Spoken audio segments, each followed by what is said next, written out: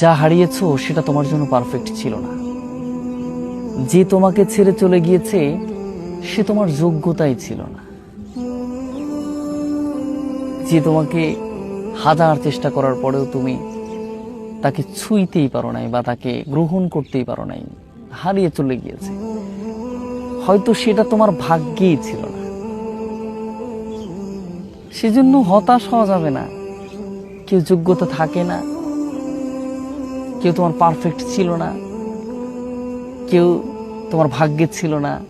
তুমি হয়তো চেয়েছিলে, কিন্তু আল্লাহ দেখেছে যে সেটা তোমার জন্য কল্যাণ না, সেটা তোমার জন্য পারফেক্ট না, সেই জন্য আল্লাহ দেন নাই।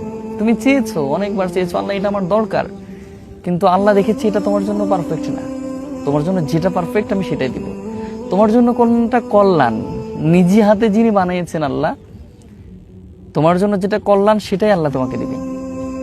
কিন্তু তোমার জন্য অকল্যাণকর কিছুই তোমাকে দেন না। আল্লাহ বলছেন আমি কাউকে বোঝা চাপিয়ে দিই না, আর আমি চাপিয়ে দিই না, কারণ আল্লাহ বলছেন যে আমি আমার বান্দাকে কখনো কষ্ট দেখতে চাই না।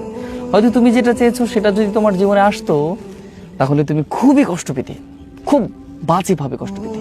হয়তো এই কষ্টটা আল্লাহ দেখতে পারেন নাই, এই কষ্টটা আল্লাহ সহ্য করতে পারতেন না, সেই জন্য আল্লাহ তোমাকে এটা দেন নাই।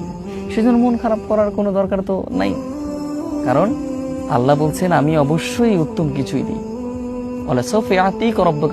উত্তম কিছু দিই, আমি এত কিছু দিয়ে খুশি হয়ে যায়।